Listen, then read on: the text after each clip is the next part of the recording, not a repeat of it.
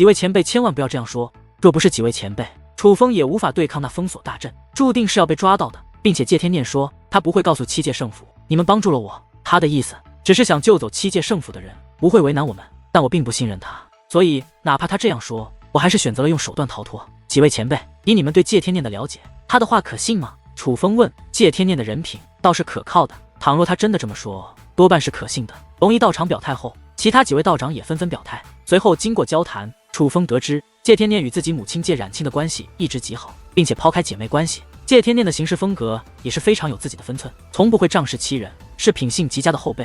楚风决定去找谢天念，也许通过他能够了解到关于自己母亲的事，但这件事自然没有告诉图腾九道，不是不相信，而是没必要。而图腾九道虽然从一级逃脱，但却也是仍有伤在身，他们需要调理一下。他们有很多个隐秘的洞府，几乎遍布整个浩瀚修武界，所以临行前也是将他们准备去闭关休养的洞府位置告知了楚风。楚风少侠，废话不多说了，总之我们兄弟9人欠你的恩情还没有还清，只要你信得过我们9个糟老头子，但凡有需要随时通知我们。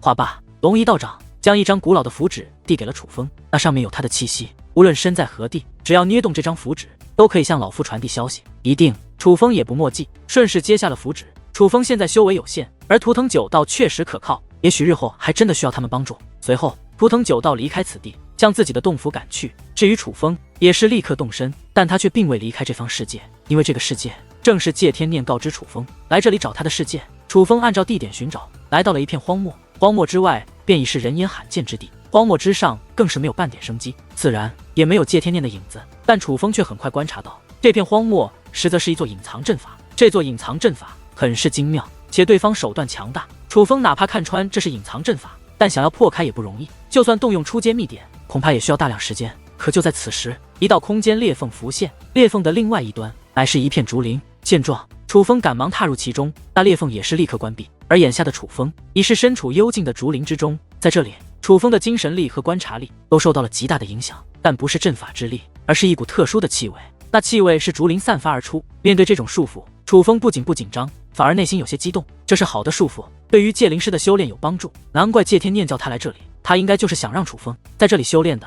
尽管精神力和观察力皆被束缚，可是脚下就是一条林中小路。顺着林中小路前行，很快楚风便找到了一间竹制小屋。小屋外有着一道温婉的身影，正在以水壶煮水，但那不是简单的煮水，而是以阵法煮水。此人正是谢天念。来了。谢天念抬头看向楚风，目光与笑容依旧温柔。第一次见面，楚风心有警惕，便不觉得，可此次再见，已没有了之前那么强烈的警惕心，所以在看到谢天念这样温柔的目光，心中也是有种说不出的温暖。他似乎是真的将自己当亲人看待的。正因心态的转变，向来无所畏惧的楚风竟不知该如何面对这位姨母。谢天念似乎察觉到了楚风内心的挣扎，于是提起水壶，将炼制的水倒入碗中，走到楚风面前，将这个喝了，再去竹林中修炼。虽然是水，但却散发着淡淡的香气。这水是由无数天才地宝熬制而成，是谢天念专门为楚风准备的，并且他很信任楚风，他知道楚风能够看穿如何修炼，因此没有过多解释。多谢。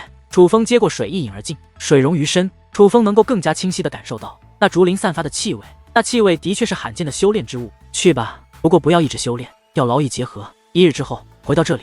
谢天念嘱咐道。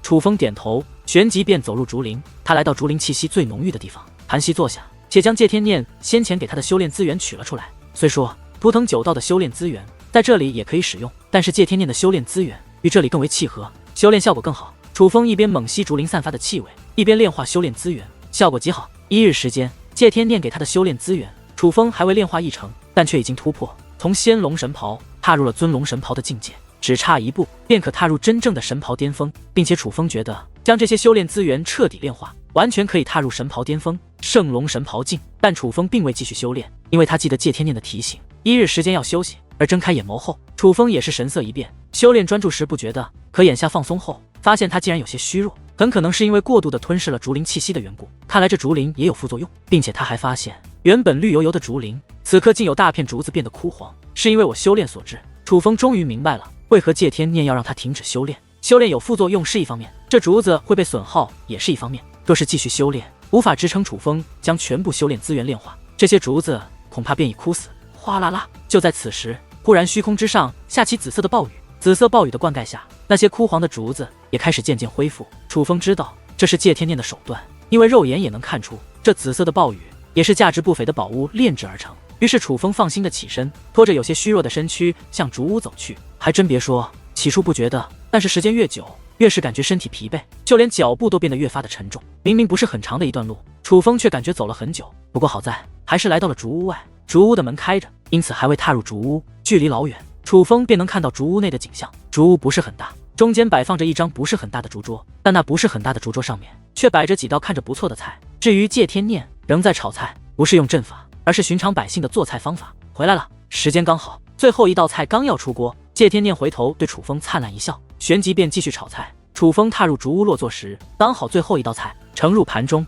别说谢天念手艺不错，还没尝只是这香气就唤醒了楚风的食欲，尤其是此刻疲惫的身躯，看到这样的美味极其诱人。但同时楚风内心五味杂陈，这种感觉让他感觉有些奇妙，是异常的温暖。一路走来对他好的人也不少，但谢天念给他的这种感觉却是第一次，那是一种无微不至的照顾。不知道你爱吃什么，但这几道菜是你母亲最喜欢的，我想你也可能会喜欢。谢天念道：姨母，我母亲还好吗？楚风终于问出了他一直想问的问题。